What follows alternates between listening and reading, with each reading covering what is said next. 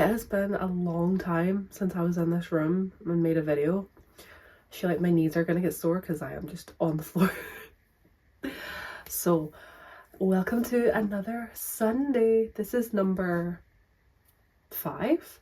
It is the 1st of February, the first Sunday in February, the first day of February. Last night, I stayed up till 2:30 finishing Never Lie by Freida McFadden. I could be tempted to do a review on this book. I very easily could. I don't know if I will. I was gripped by this. I thought it was good.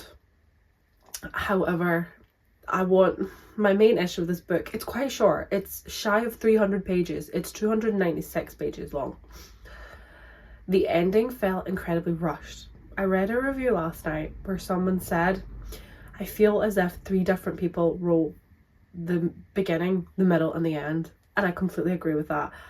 The beginning of the book and the end of the book don't match. I would say this is an unreliable narrator story, and the issue I have with that is the narrator straight up lies in the beginning, or the way she's feeling in the beginning doesn't tie into the end of the book, which I feel like when you're reading a book like this, it's not so much that the main character is talking to us. I interpret it more as we're in her head, we're seeing what she's thinking.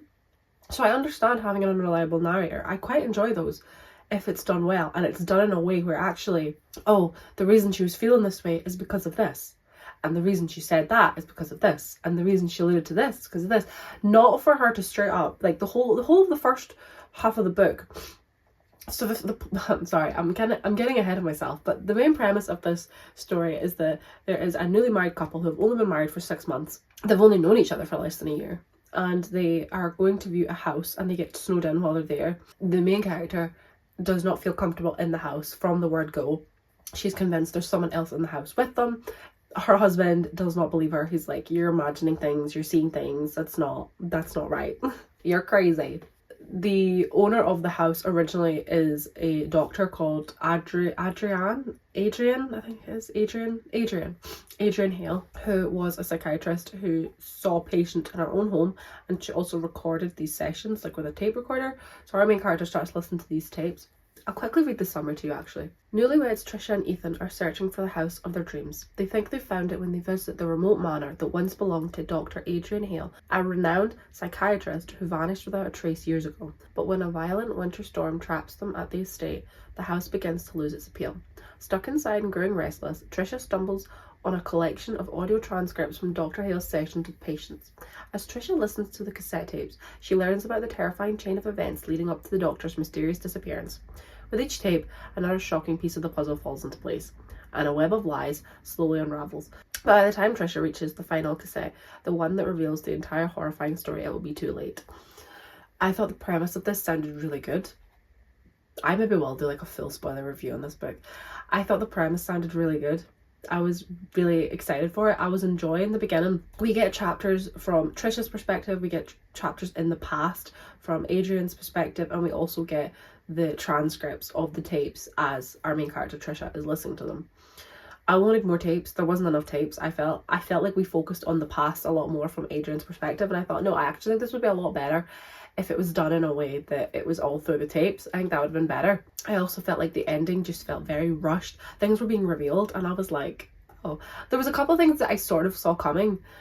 There was one reveal in particular that I did not see coming, and I was like, oh, right. But there were some that I realized along the way. I was like, well, this is clearly gonna be, I've learned with books that nothing is in a book for no reason. In a good book, I mean, like in a good story. Nothing is in a book that doesn't end up having some sort of relevance. So I realized that all the cassette tapes that Trisha was listening to, the characters in those and their stories were gonna have some sort of relevance. And it did. I figured out 1. I figured out 2 actually. And then there was a lot of red herrings. I think the majority of this book, you're spent being tricked into thinking that one of the characters is one of the characters from the tapes. And I think I realized very quickly, I was like, nah, this is way too obvious. There's no way it is that character. Like, it's just not. It's sometimes things are just too obvious. And I think it was getting to the point where it was like less believable and I think it was because I just felt like the book was hammering things at you. Like, they were calling this character a red flag. They were saying things that just had you like shaking your head and being like, the hell. I realized very quickly that was just, it was too much. It was overkill. It was too much overkill. I like a book, if you're gonna give me a red herring, I like it to be subtle in a way where I feel like this happened with the last book I read, Someone in the Attic, where I felt like we were getting tidbits of information and I was putting 2 and 2 together and getting 4 and thinking, oh my god, I've solved this. But then actually it turned out to be, no, it was red herrings all along. But it was done in a nice way, that it was little. It was like little and often. Here's a breadcrumb, and here's another breadcrumb, and here's another breadcrumb. But actually, it was all lies. And I loved it. It was done really well. Whereas this one, I felt like it was like, not just a breadcrumb, like I was getting the whole loaf like pelted at me. Like, yes, to eat this.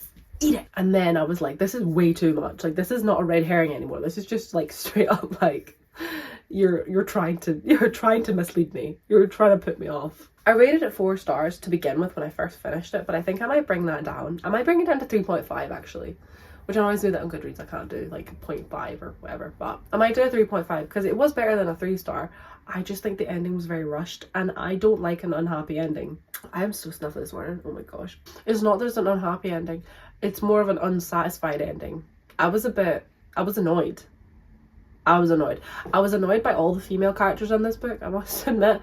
I feel like I read some once, or I saw a TikTok about Freida McFadden and like her female characters, and it's the way she writes them, and they're like low-key. It's low-key like misogynistic the way she writes her women. And I've only ever read The Housemaid, and I didn't mind it. But now that I read this, we had a strong female character, and I just felt like by the end of the book she was a different woman, and I was like, the hell.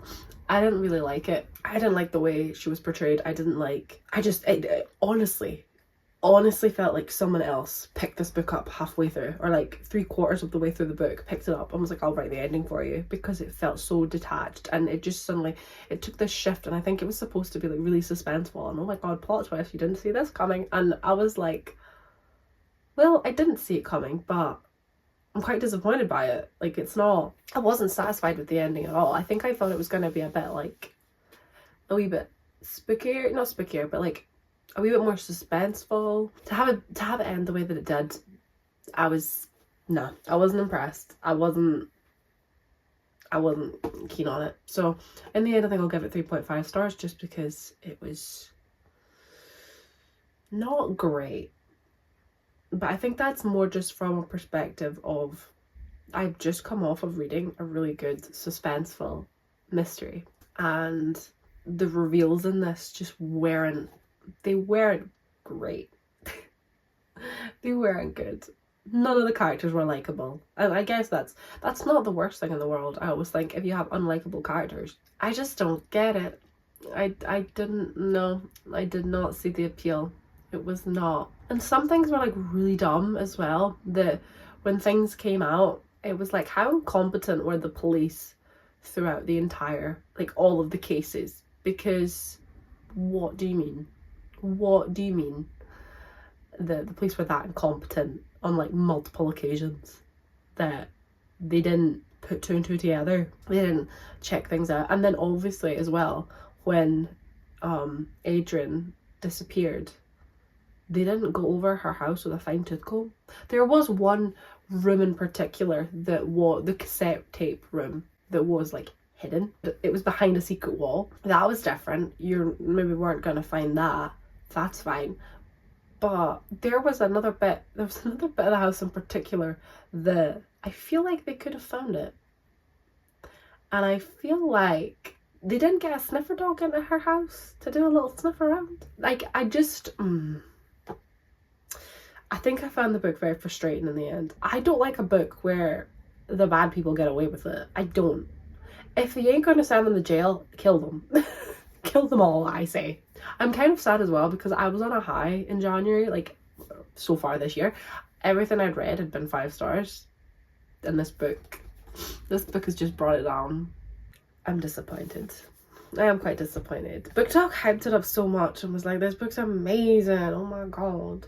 It's so twisty, and oh my god, the plot twist. I'm like, yeah, I was surprised by a couple of things, but it wasn't that great. If I'm honest. So I've decided today, since it's Sunday, and I'm going to do a little bit of reading, but I'm also at my parents' house, so I don't know how much I'll actually get done, but it's also the start of February. I'm thinking I'm not going to do an official TBR because I'm not a TBR kind of girl, because I will not follow it. I am a mood reader through and through. But I want to read some romanticises and romance books this month, seeing as it's February, seeing as it's like the month of Valentine's. So I'm going to start reading Rewitched by Lucy Jane Wood. A mug of hot chocolate in book form. That's what I like to hear. Pure cozy joy. So I'll read the back too. When the leaves fall, magic rises. Belladonna Blackthorn hasn't lost her magical spark, but she hasn't seen it in a while either. Balancing work at her beloved London bookshop, Lunar Books, I love a bookstore then, with handling her toxic boss and concealing her witchcraft from those around her, Belle is burnt out. Perfecting the potential of her magic is the last thing on her mind. But when her 30th birthday, I'm gonna be 30 this year. But when her 30th birthday brings a summons from her coven and a trial that tests her worthiness as a witch, Belle risks losing her magic forever. With only a month to fix things and a suspicion the dark forces may be working against her, Belle will need all the help she can get, from the woman in her life, from an unlikely mentor figure, and even from an infuriating coven watchman who swore to protect her. Can Belle reignite her spark before it's too late? First of all, look how beautiful. My friend convinced me to buy this book because she bought it. I'm optimistic. I think it's going to be good. I don't know if it will. For the girls who grew up on the wonder of witches and knew that magic would be found at their own fingertips. Oh. So, chapter 1's called Something Wicked. This is my plan to read this.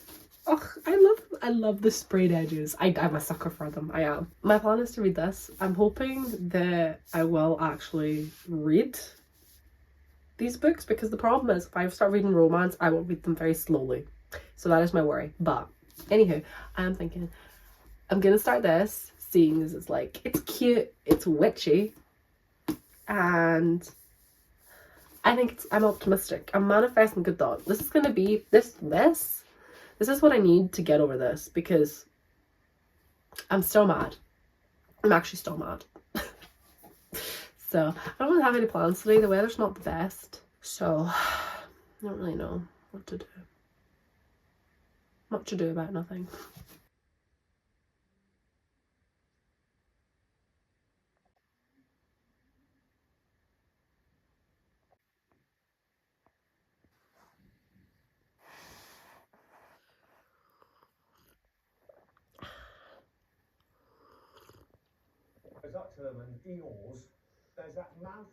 My phone is literally about to die, so I'm gonna have to do this so quickly. Oh my goodness. So I have only read the first 50 pages of Rewitched. I'm just about to start chapter 4. So I've only read 50 pages so far. Not very much reading at all today, but it's been one of those days where we've just had a pretty chill day, just been watching TV. We had a Chinese for dinner, and then I was doing a bit of reading. So I haven't done very much reading today, so not a very productive vlog. But I might read a little bit when I'm in bed, but I think I'm also going to upload last week's video, so I might do that instead. But yeah, so it's quite good so far. I think it's okay. I've only the first 50 pages in, so I haven't really formed an opinion. It's a bit early for that, so I don't know what I think of it yet. But so far it's fine. The main character, sometimes I find when it comes to fantasy that's like modern fantasy, I don't know what the word will be for that, because it is fantasy, because it's witchy, there's magic involved, she's a witch. So to me that's fantasy, but it's set in a modern setting. I struggle if I find a character to be but if a character is very much like from this time, it sounds so daft, but I know what I mean. I don't know if anyone else will, but maybe it's because like I'm very much when it comes to like modern set in this world books, I don't like social media references. I barely like references to phones. This has been fine. There's not been any of that so far. I can't stand social media in books. I don't know what it is. I don't know why I hate it so much, but I just do. I think it just... I don't like it in TV shows either, to be perfectly honest, but in books it's even more of like a no-go. I think I don't like when books are very, very modern, like if they mention current events like COVID. Do you know what I mean? Like, I feel like books are a way to escape from real world pandemics, disasters. I think it's one of those things. It depends on the type of book you're reading. It's one thing to be an educational book that is talking about these things and openly talking about them, but it's also a fictional book is a means of like escapism, and it's good to get away from current events or things that are just very niche. Like, I remember one time reading a book that mentioned like Taylor's version of her songs, and it's like, why is this in literature? Why is this in a book? I think I'm very funny when there's like pop culture references and things like COVID that are just, I don't know, I just feel like, can't we escape from it in the books as well? I'm rambling now. Oh my goodness, just shut up, Laura. But anywho, what I'm trying to say is, so far it's fine. It's fine. The main character says a few little things. She was doing finger guns at a guy, and I was like, end me right now. End the both of us, because what are you doing? But it's already midnight, but I think I'm just going to take this to bed with me. Might read another chapter in bed. We shall see. I'm also just ready to go to sleep. So, haven't really done much today. I read a bit. I read 4 chapters. I read 50 pages. So, but that's fine. That was absolutely fine. I'm perfectly okay with that. I've had a lovely chill day. It's been very cloudy, so it's not a day for doing much anyway. So thank you so much for watching this video, and I shall see you in my next one, whatever that may be. Bye.